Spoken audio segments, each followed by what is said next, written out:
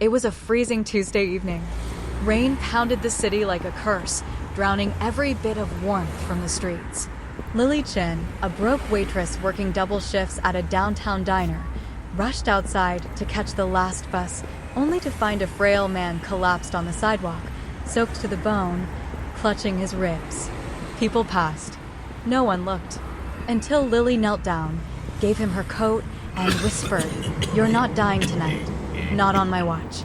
She had no idea that moment would change her life forever. The man wouldn't speak, but his eyes were sharp. Intelligent, like he was studying her. She called him Jay after the Jay feather pinned to his soaked sleeve. Over the next few days, she brought him food, dry clothes, even let him crash in her tiny apartment when he had nowhere else to go. He never asked her clean, cooked like a Michelin chef, fixed her broken water pipes. "Where did you learn all this?" she asked once. "Used to work in logistics," he replied, cryptically. Jay seemed too perfect to be real, and yet so broken. One night, Lily walked in on him staring at an old watch engraved with Latin words. When she asked, he changed the subject. But one thing was certain: Jay was no ordinary homeless man. Meanwhile, Lily struggled to save enough for her sick mother's surgery. She refused help, even from Jay. Until the day her boss fired her for rejecting his creepy advances, and Jay showed up the next day with a job offer at a luxury hotel. "You're friends with the manager?" she asked. "Something like that," he said, smiling, but his phone buzzed with a name: Chairman Lin. Lily's new life was a dream. She wore uniforms stitched from silk, served foreign dignitaries, and walked past walls of glass and gold. And Jay?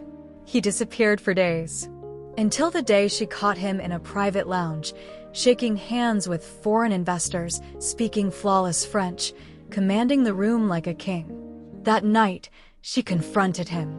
"You're the owner of this place, aren't you?" He hesitated, then nodded. "I needed to know if you'd love the man or the money." Heart racing, Lily whispered, "Then why do I feel like you're hiding more?" He said nothing. Jay took her to his room. It was paradise.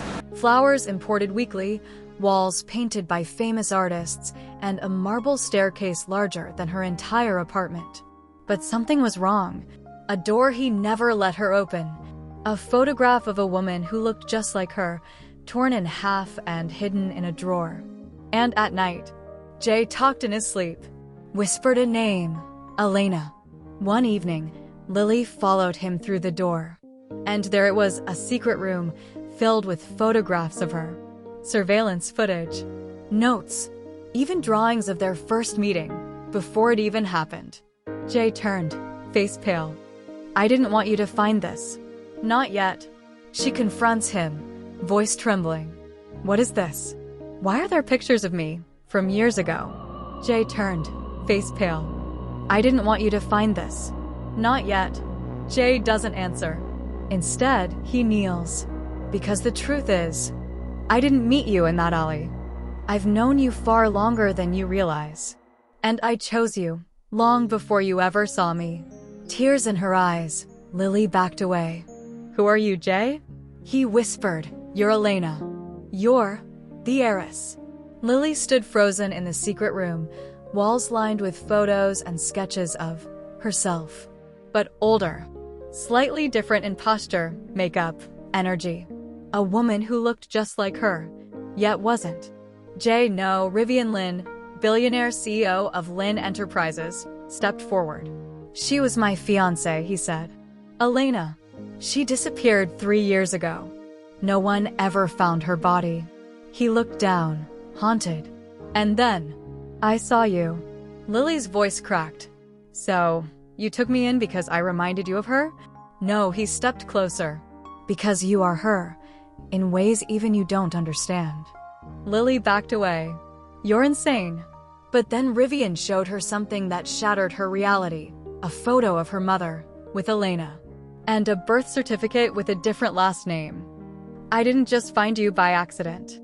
I've been looking for you, for the truth." Lily demanded answers from her mother.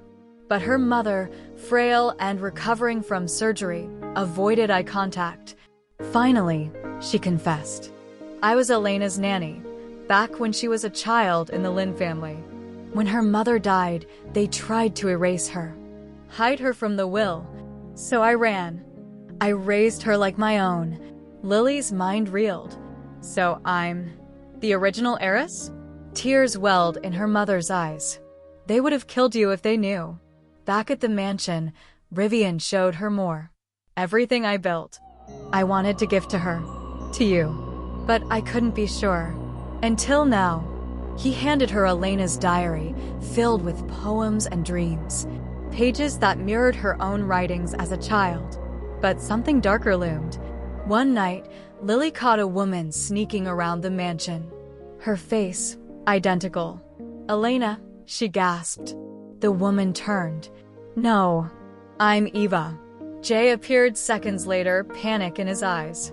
Eva was Elena's stepsister. The real one. Long presumed dead happened to be Lily. You were supposed to be dead, Eva said. And now you're trying to take everything from me? Dream on. I will never let you take everything from me, including him. Why did you not die, huh? After everything. She glared at Lily. You think you're her? You can't be her, right? Just a stand-in or perhaps a project, right? Lily, shaken, fled the room. Everything unraveled. Had she been a pawn in a twisted game? Or worse, was she really Elena, and this was all some kind of manipulation? That night, Lily dreamt of fire. A crashing plane. Screams. Rivian calling her name. She woke up sweating. Images she couldn't explain flashed behind her eyes. A memory, not a dream. She confronted Rivian. There was a plane crash, wasn't there? He nodded slowly. 3 years ago. Elena was on board. So was Eva. Only one body was found. Burned beyond recognition. And you thought I was her. No. I know you are. You survived. But something blocked the memories. Suddenly, Eva stormed in, gun in hand. If I can't have him, no one else will know, she exclaimed. I want him so I can't hurt him.